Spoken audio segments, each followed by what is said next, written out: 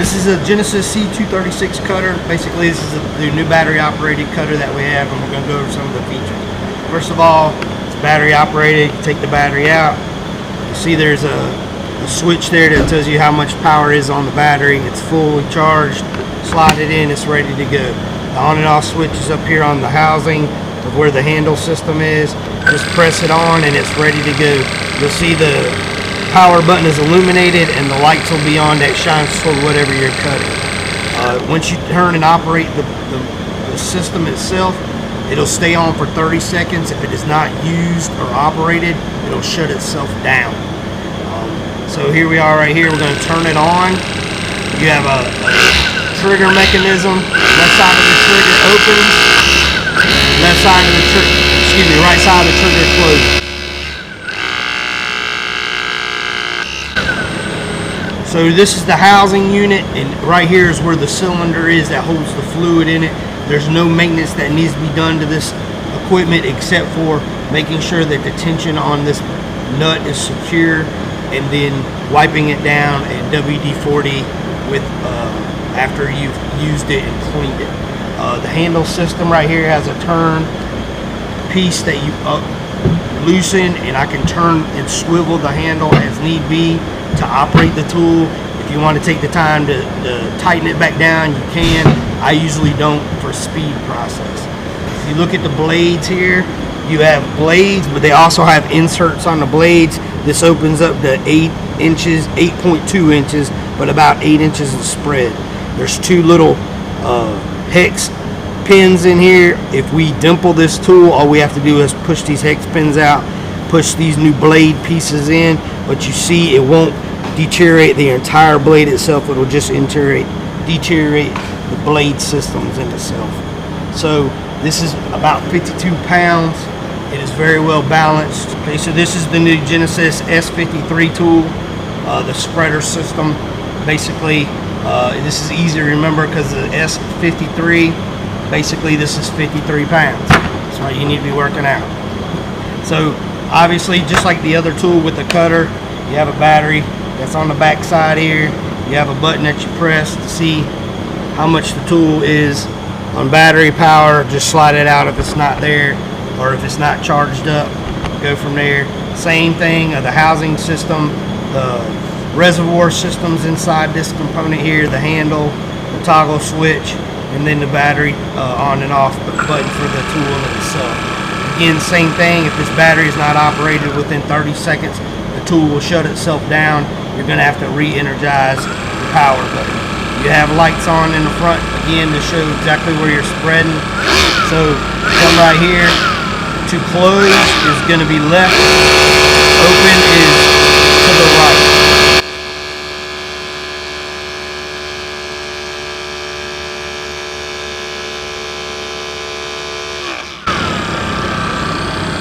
So you have just about 32 inches of complete spread on this tool here in itself, which is a significant amount of difference than what we had on our last tool.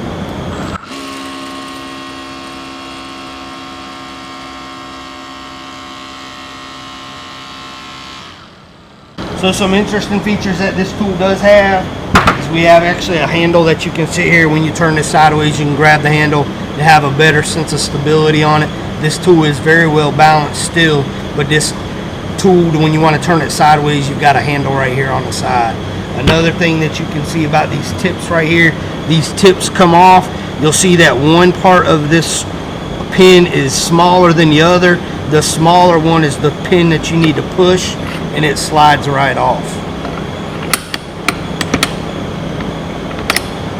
Okay, so in a matter of 5 seconds, you can have the tips off. So with the same token, taking the tips off, we have a chain system that we put into place with this. Pull the pin out, slide it onto the system in itself.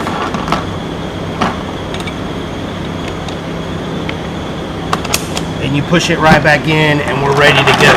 So in less than 10 seconds or faster that you can put this together, we have a chain system where we can use, instead of spreading on a tool, we can sit here and we can actually pull it together. So the good thing about this chain system is it's a quick adjustment. You'll See, all you have to do is push these pins in right here. And once you push the pins,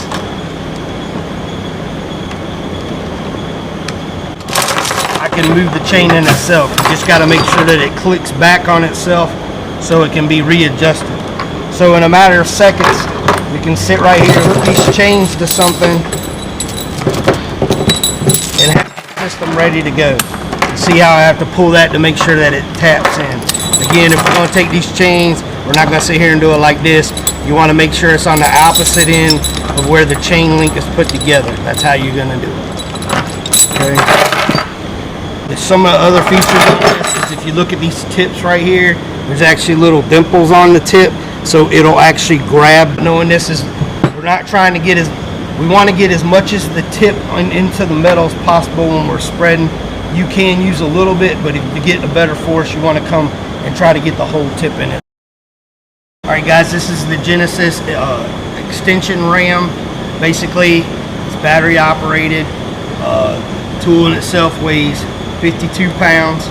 So we come right here again, battery operated, just pull the battery off, make sure it's charged, full charge, slide it back in. You have the hydraulic reservoir in the operating holding handle area with the toggle switch right here. Your on and off buttons on the top. Again, if you don't operate within 30 seconds, it's going to sit there and shut down. And basically, this tool in itself is 23 inches long, fully closed. Extended out, the extension itself will go to 53 inches, and then we have a 12-inch extension. So I can get 65 inches of push with a ram or moving something. I went ahead and marked on the sides of the handles to explain to you the operating move, so if you've got questions or it's a fine touch area where you got to move. But basically, the main portion of this tool we want to extend the ram is always on the right, retracts on the left. So if I'm using the spreaders, a main action would be spread, I would hit that on the right. Cutters would be closing on the right to cut the tool. So the main function of the tool would be on the right, and the other function to do the opposite reaction is going to be on the left. But we did mark on the sides of the handles so you can get a better understanding of what's going on. So the top part of this ram is basically what is going to extend out. And we don't have anything to change the tip for this. If we take this off, you're going to have a fluid spill and it's going to be a bad situation. We do have the V-head on the base of the ram where we can sit here and put this on the rocker channel or whatever we need. It'll just slide right off. The other tip that was on this ram at the beginning is going to be in the storage compartment. We probably won't be riding with that on there. We'll always keep this V piece on there for just in case we're going to go to work. So the 12-inch extension, if I need to use it, is pin operated. I'm going to push the pin. I'm going to pull it. I'm going to sit right here, remove this base, slide this in. The biggest thing is just lining up the hole and getting the pin to go back into the system in itself. So then you can put whether you want the foot back on here, or if you need to, you can come back in here and put that on there. So now I've got a 12-inch extension, and now I have 65 inches of push.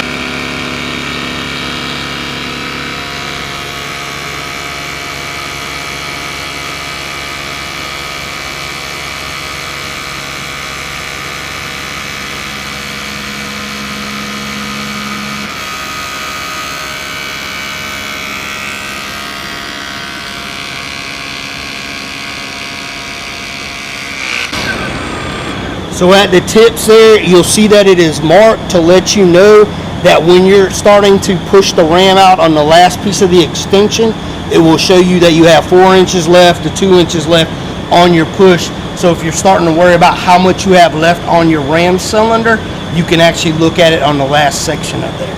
So that's a good feature. Again, with all the tools, if you got some debris, wipe it off.